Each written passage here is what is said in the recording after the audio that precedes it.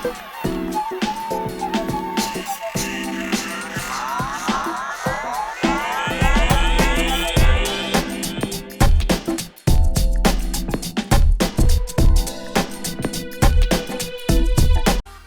16-year-old male client was brought to ED after being in a serious auto accident.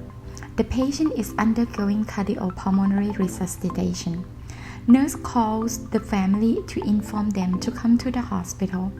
What is the best answer of the ethical principle of beneficial when answering the client's family about the client's condition? Choice number 1. He is in a critical condition and we are caring for his need. Choice number 2. His heart has stopped and have been attempting to revive him. Choice number 3. I don't know for sure, but you need to come now. Choice number 4. I will have the doctor talk to you about his condition right away at your arrival.